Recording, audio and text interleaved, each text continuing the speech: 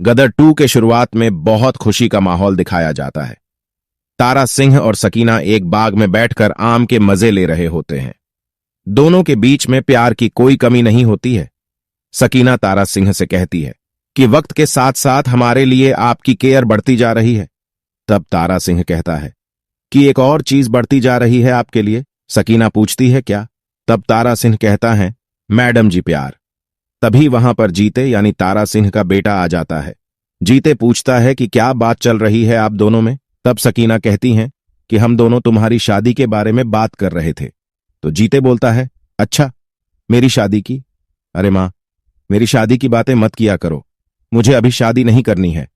ये कहकर जीते यानी उत्कर्ष शर्मा वहां से चला जाता है।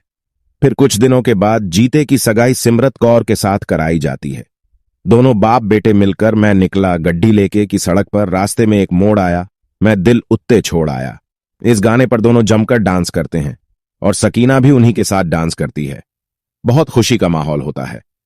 फिर कुछ दिनों बाद यानी जीते और सिमरत कौर की शादी से पहले आर्मी हेडक्वार्टर से फोन आता है कि जवान चरणजीत सिंह, बॉर्डर पर माहौल गर्म है, हिंदुस्तान और पाकिस्तान का युद्ध शुरू हुआ है, तुम फौरन यहां पर आ जाओ।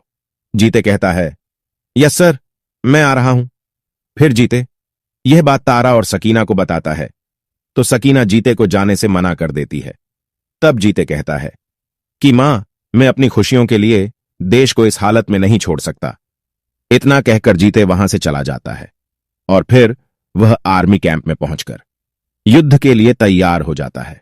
और फिर वह युद्ध करते करते पाकिस्तान बॉर्डर को क्रॉस कर जाता है और वहीं पाकिस्तान में फंस जाता है और उसके साथ 4 और जवान भी पाकिस्तान में फंस जाते हैं। हिंदुस्तान पाकिस्तान को हरा देता है और युद्ध खत्म होते ही हिंदुस्तान वाले पाकिस्तानी फौजियों को पाकिस्तान भेज देते हैं और पाकिस्तान वाले हिंदुस्तानी फौजी को हिंदुस्तान। और पाकिस्तानी आर्मी जनरल चरणजीत सिंह और उसके 4 साथियों को नहीं छोड़ता। वह चरणजीत सिंह को पाकिस्तान में कैद कर लेता है और उसे बहुत टॉर्चर करता है ताकि वो हिंदुस्तान की खुफिया जानकारी पाकिस्तान वालों को दे, ताकि वह पाकिस्तानी आतंकवादी हिंदुस्तान में जाकर दहशत फैलाएं। पर चरणजीत सिंह उस पाकिस्तानी आर्मी जनरल को कुछ नहीं बताता है। लगभग 1 साल से ज्यादा का समय बीत चुका था और सभी को लग रहा था कि वो मर चुका है, पर वो अभी जिंदा था और पाकिस्तान की जेल में कैद था। कुछ ही दिनों के बाद इंडियन आर्मी के जवान एक पाकिस्तानी जवान को पकड़ लेते हैं।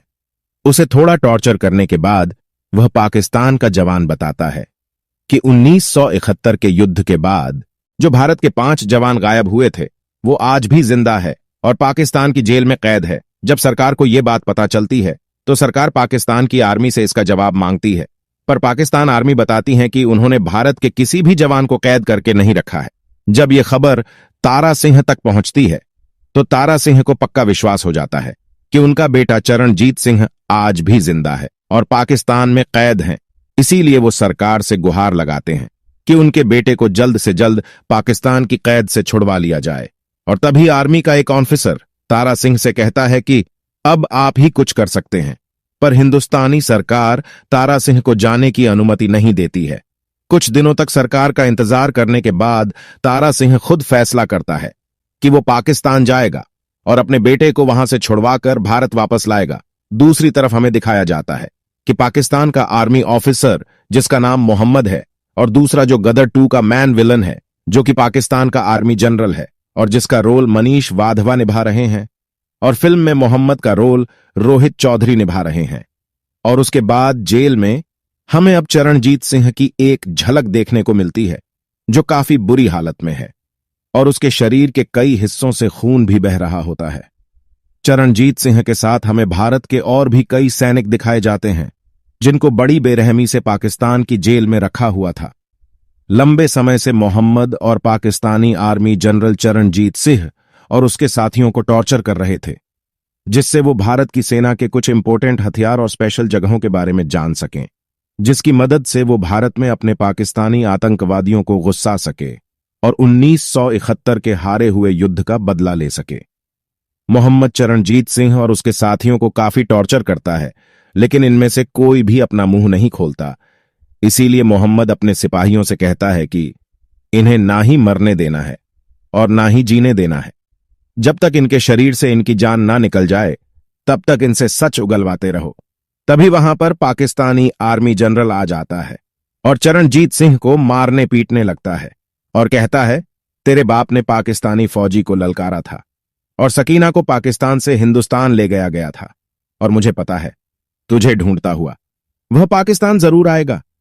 तब चरणजीत सिंह पाकिस्तानी आर्मी जनरल से कहता है कि नमाज पढ़ने जा रहे हैं ना आप, तो अल्लाह से दुआ मांगना कि मेरा पापे यहां नहीं आए। अगर वो आ गया ना तो तेरे इतने चिथड़े करेगा कि पूरा पाकिस्तान मिलकर भी तेरे चिथड़े नहीं गिन पाएगा। दूसरी तरफ हमें तारा सिंह को दिखाया जाता है जो पाकिस्तान में जाने की तैयारी कर रहा था और सरकार को बिना बताए एक सरकारी अधिकारी की मदद से तारा सिंह पाकिस्तान में जाने वाली एक मालगाड़ी में बैठकर पाकिस्तान तक तो पहुंच जाता है, लेकिन वो वहां पर किसी को जानता नहीं था और उसे यह भी नहीं पता था कि पाकिस्तान की आर्मी ने उसके बेटे चरणजीत सिंह को कहा पर छुपा के रखा है। पाकिस्तान में रहते रहते तारा सिंह वहां पर अपना ठिकाना तो बना लेता है, पर उसको अभी तक चरणजीत सिंह की कोई भी खबर नहीं मिली थी। अपने बेटे चरणजीत सिंह का पता लगाने के लिए तारा सिंह अपने एक मुस्लिम दोस्त की मदद लेता है जो भारत और पाकिस्तान के बंटवारे के बाद से पाकिस्तान में ही रह रहा था।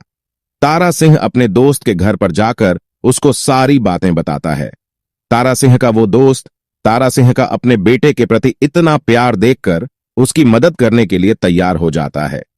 तारा सिंह का मुस्लिम दोस्त तारा सिंह को कहता है कि मुझे यह तो नहीं पता है कि तुम्हारा बेटा चरणजीत सिंह पाकिस्तान की किस जेल में कैद है, पर मेरा एक अच्छा दोस्त पाकिस्तान की आर्मी में बड़ा अफसर है, उसको शायद पता होगा कि भारत के सैनिकों को पाकिस्तान की किस जेल में रखा जाता है। तारा सिंह का वो मुस्लिम दोस्त अपने उस बड़े आर्मी ऑफिसर दोस्त को अपने घर पर एक दिन खाना खाने के लिए बुलाता है। उस दिन तारा सिंह भी वहां पर मौजूद होता है। तारा सिंह बातों बातों में उस ऑफिसर से अपने बेटे की और उस जेल के बारे में पूछता है जहां पर उसको कैदी बनाकर रखा गया था। वो ऑफिसर बताता है कि भारत के पकड़े हुए आर्मी जवानों को पाकिस्तान की एक अंडरग्राउंड जेल में रखा जाता है जो हाई सिक्योरिटी एरिया में है। इस जगह पर आर्मी के अलावा किसी को भी नहीं जाने दिया जाता। तारा सिंह को अपने बेटे के ठिकाने का तो पता चल जाता है, लेकिन वहां तक पहुंचा कैसे जाए। तारा सिंह उस जेल में जाने का प्लान बनाने लगता है। तारा सिंह प्लान बनाता है कि वो रात में उस जेल में जाएगा और वहां पर पाकिस्तान की आर्मी की ड्रेस में जाएगा, तो उस पर कोई शक भी नहीं करेगा। कुछ ही दिनों के बाद तारा सिंह उस जेल में पहुंच जाता है। चारों तरफ अंधेरा ही अंधेरा था और इस अंधेरे के बीच में तारा सिंह पाकिस्तान की आर्मी के एक जवान को पकड़ लेता है और उसे वहीं पर मारकर उसकी ड्रेस पहनकर उस जेल में उसी जवान का आई कार्ड इस्तेमाल करके घुस जाता है। तारा सिंह जेल के काफी अंदर तक चला जाता है, पर किसी को उस पर शक नहीं होता। लेकिन तारा सिंह को चरणजीत सिंह के बारे में कोई खबर नहीं मिलती। तभी उसको एक जवान के चिल्लाने की आवाज आती है जिसको जमीन के अंदर कैद करके रखा गया था। तारा सिंह अंडरग्राउंड जेल का दरवाजा खोलता है तो उसे भारत के कुछ जवान देखते हैं और उन्हीं के बीच में होता है चरणजीत सिंह। चरणजीत सिंह की इतनी बुरी हालत देखकर तारा सिंह भी वहां पर रोने लगता है और उनसे कहता है कि घबराओ मत, मैं आ गया हूं। मैं अब हर एक जवान को वापस भारत ले जाऊंगा। तारा सिंह एक एक जवान को वहां से निकालना शुरू करता है और आखिरी में चरणजीत सिंह को लेकर वहां से निकल जाता है। बीच में कुछ जवान तारा सिंह को देख लेते हैं और उनका पीछा करने लगते हैं। तारा सिंह उन सभी भारत के जवानों को आगे भेज देता है और जो पाकिस्तान के जवान इनका पीछा कर रहे थे उन सभी जवानों को वहीं पर मार देता है। तभी पूरी जेल में भगदड़ मच जाती है कि भारत के सभी जवान जेल से भाग गए हैं। जब यह खबर पाकिस्तानी आर्मी जनरल तक पहुंचती है तो वो पाकिस्तान की सभी सीमाओं पर सिक्योरिटी बढ़ा देता है और भारत के उन सभी जवानों और तारा सिंह को ढूंढने के लिए इधर उधर भागने लगता है। दूसरी तरफ तारा सिंह सभी जवानों को लेकर एक जंगल में छिपकर बैठा था और पाकिस्तान से बाहर निकलने का इंतजार कर रहा था। मोहम्मद को खबर मिलती है कि भारत के भागे हुए उन जवानों को जंगल की तरफ जाते हुए देखा गया है। मोहम्मद यह बात पाकिस्तानी आर्मी जनरल को बताता है और फिर पाकिस्तानी आर्मी जनरल के कहने पर मोहम्मद अपने जवानों की एक टुकड़ी को लेकर जंगल की तरफ रवाना होता है और उसके साथ पाकिस्तानी आर्मी जनरल भी होता है। अब मोहम्मद जंगल में सर्च ऑपरेशन शुरू करता है, लेकिन तारा सिंह और भारत के जवान मिलकर उन सभी पाकिस्तान के जवानों को वहीं पर मौत की नींद सुला देते हैं। मोहम्मद और पाकिस्तानी आर्मी जनरल कई बार इन पर हमला करता है, लेकिन तारा सिंह अपनी चतुराई से और अपनी ताकत से उन सभी जवानों को या तो वहां से भगा देता है या उन्हें मार देता है। तभी तारा सिंह को पता चलता है कि इसी जंगल में एक नदी बहती है जो आगे चलकर भारत की सीमा में दाखिल होती है। तारा सिंह इस नदी के जरिए ही भारत में जाने का प्लान बनाता है। तारा सिंह उन सिपाहियों की मदद से नाव बनाना शुरू करता है। एक ही दिन में तारा सिंह नाव बनाकर तैयार कर देता है और रात में उस नदी की मदद से भारत की सीमा में दाखिल होने का प्लान बनाता है। लेकिन मोहम्मद और पाकिस्तानी आर्मी जनरल भी यह बात जानते थे कि इसी जंगल के अंदर से एक नदी बहती है जो सीधा भारत में जाती है। इसीलिए मोहम्मद नदी पर नजर रखना शुरू कर देता है और जहां से यह नदी भारत की सीमा में दाखिल होती थी वहां पर अपने सैनिक की एक टुकड़ी खड़ी कर देता है। अब तारा सिंह अपने सभी जवानों को रात में उस नदी की मदद से भारत की सीमा में दाखिल होने ही वाले थे। तभी मोहम्मद के जवान इन्हें देख लेते हैं और उन पर हमला शुरू कर देते हैं। लेकिन तारा सिंह और भारत के वे जवान पाकिस्तान की सेना से हथियार छीने हैं और उन्हीं से इनके ऊपर हमला शुरू कर देते हैं। अब ये भारत की सीमा से थोड़ी दूरी पर ही थी। तभी मोहम्मद और पाकिस्तानी आर्मी जनरल भी वहां पर पहुंच जाता है और अब तारा सिंह और मोहम्मद का आमना सामना होता है। तारा सिंह मोहम्मद को मार देता है। उसके बाद अब बारी आती है पाकिस्तानी आर्मी जनरल की। पाकिस्तानी आर्मी जनरल तारा सिंह से कहता है कि बहुत जुल्म कर लिए तुम लोगों ने हिंदुस्तान में मुसलमान भाइयों पर, हम उन्हें आजादी दिलाएंगे। तब तारा सिंह उसका जवाब देते हुए कहता है, किससे आजादी दिलाओगे तुम?